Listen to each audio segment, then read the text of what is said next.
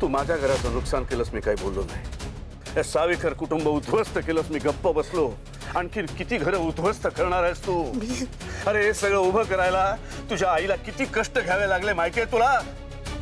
त्या सगळ्या वैभवाची राख रांगोळी करून टाकलीस तू। कधी थांबणार आहे सगळं? कधी थांबणार? माझी चूक नसताना कायम कायम बाबांची बोलणी मी का खातो? हसता हात उघडलाय माझ्यावर। माझं काही ऐकून न घेतो, काही झालं की माझंच नाव येतं समोर। का का तर राजूसारखं वाटतं की कुठलंही चुकीचं काम मीच केलं असतं। एकदा माझ्या हातून चूक झाली, पण त्याची शिक्षा का मी आयुष्यभर भोगायची आहे का? का त्यांना वाटत नाही की फक्त एकदा आपल्या मुलाला विचारावं, त्याच्याशी बोलावं?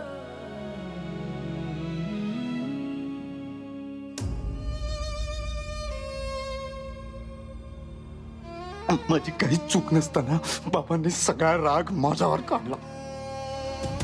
मला काहीही करून दीपला थांबवावं लागेल, कारण मला पूर्ण खात्री आहे की गोडाऊन मध्ये जे काही झालं त्याच्याशी दीपचा काहीही संबंध नाहीये। पण आज पुरुषोत्तम काका त्याचं ऐकून घ्यायच्या मनस्थितीतच नाहीयेत, त्यामुळे हा जर घरी गेला तर नाही त्याला थांबवावं लागेल, नाहीतर घरी अजून काहीतरी प्रॉब्लेम होईल। नाही, काही करून आज त्याला घरी जाण्यासाठी उशीर करायला हवा। दीप दीप दीप दीप अरे दीप अरे दीप काय झालं? अरे मी तुला कधीपासून आवाज देते, कुठे लक्ष आहे तुझं? बघ बेटा, तू जा आता इथून। मी माझा मूड नाही आहे, प्लीज तू जा आता। हे बघ दीप, मी तुझ्याशी शांतपणे बोलते। हे बघ, असा रागराग करून काय होणार? तू कुठे चाललायस? आणि अरे तुला काय करायचं आहे? काय करायचं तुला? मी तुला सांगितलं ना, प्लीज मी तुला। हे बघ, सॉरी, मला तू आता एकटं सोड, प्लीज जा इथून तू। हा ऐक ना, काय? माझ्या रिक्षाचा जरा प्रॉब्लेम झाला, तू जरा मला मदत करतोस का प्लीज? सांगितलेलं कळत नाही का मला त्रास देतेस?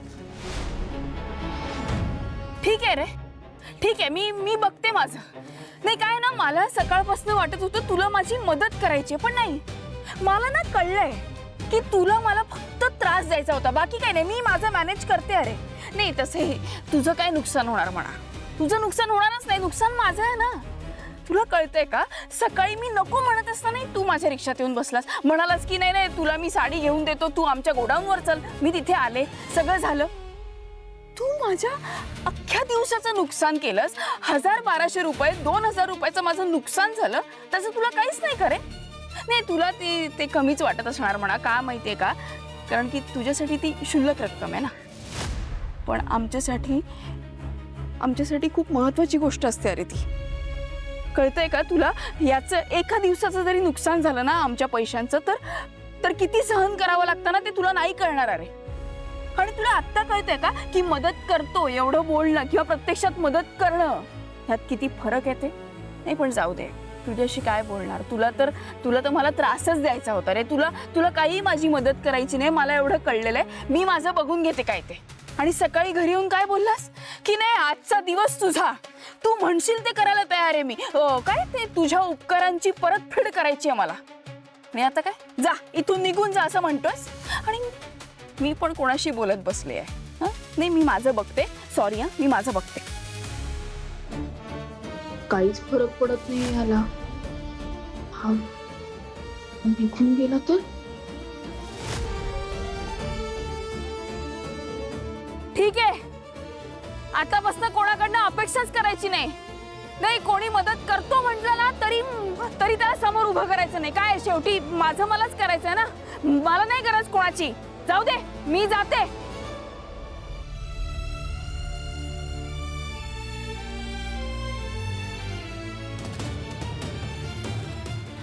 गाडीच का चालू होत नाहीये? फक्त स्वतःचा विचार करू नकोस. आपल्यामुळे ज्योती एवढं लांब आली होती. आता तिला आपल्या मदतीची गरज आहे. तिला असं एकटीला नाही सोडू शकत. स्वतःचं दुःख बाजूला ठेव आणि तिची मदत कर. काय करू?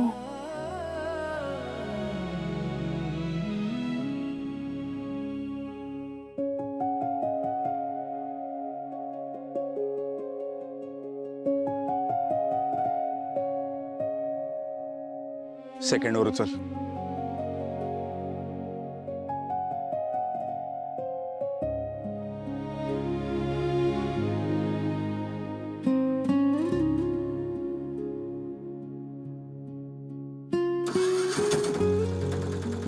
बघितलंस, तू मला मदत केलीस ना म्हणून रिक्षा सुरू झाली. पण मी काय म्हणते, परत जर रिक्षा बंद पडली तर मग मी काय करणार? ऐक ना, मला तुझ्या मदतीची गरज आहे. अरे मला ना त्या मेकॅनिक पर्यंत पोहोचावं लागेल, नाहीतर प्रॉब्लेम होईल. मी एकटी काय करणार ना. तू मदत केलीस तर खरंच बरं पडेल, प्लीज.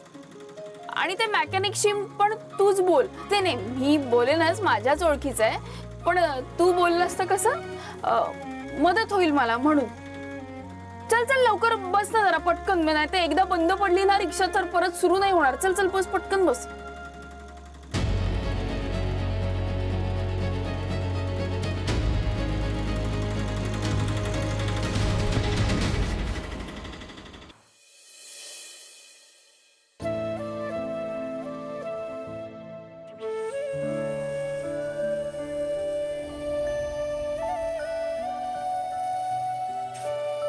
आज पण तेच झालं जे इतकी वर्ष होते. मला सगळ्यांचं वागणंच कळत नाही. दरवेळेला दीपलाच का चुकीचं ठरवतात? दरवेळेला तोच का दोषी असतो? दरवेळेला तोच का गुन्हेगार ठरतो? दीपची जी बाजू मला दिसते ती या सगळ्यांना कधीच का दिसत नाही? वहिनी दादा तुझ्याशी बोलतो ना, सगळं मनातलं सांगतो ना, ऐकतो ना तुझं. सांग ना त्याला की दीप चुकीचा नाहीये. तो चुकीचं कधीच वागणार नाही. सांग ना त्याला. दादाशी काही बोलायला गेलं तर काही ऐकून घ्यायच्या मनस्थितीतच नसतो कधी तो दीपच्या बाबतीत. त्याला तो डोळ्यासमोरही नको असतो. खाऊ का किळू असं करतो. आणि आता तर काय बघायलाच नको. घरातला करताय ना ग तो, सगळ्यात मोठा आहे ना. मग त्यांनी समजूतदारपणा दाखवायला नको? तुला घरात पण घेणार नाही असं म्हणणं म्हणजे समजूतदारपणा आहे का त्याचा? दीपची तरी काय अपेक्षा आहे ग त्याच्याकडनं? सगळ्यांच्या देखत त्यांनी मुलगा म्हणून त्याला आपलंसं म्हणावं, प्रेम करावं त्याच्यावर, एवढंच म्हणणं आहे ना त्याचं? काय चुकीचं म्हणणं आहे ग? मला खूप काळजी वाटत असते ग सतत दीपची. तुलाही वाटत असेल ना? पण तू नको काळजी करू. जोपर्यंत मी जिवंत आहे दीपच्या केसालाही धक्का लागू देणार नाही मी. त्याच्या प्रत्येक संकटात त्याच्या बरोबरीने उभी असेल मी. नको काळजी करू.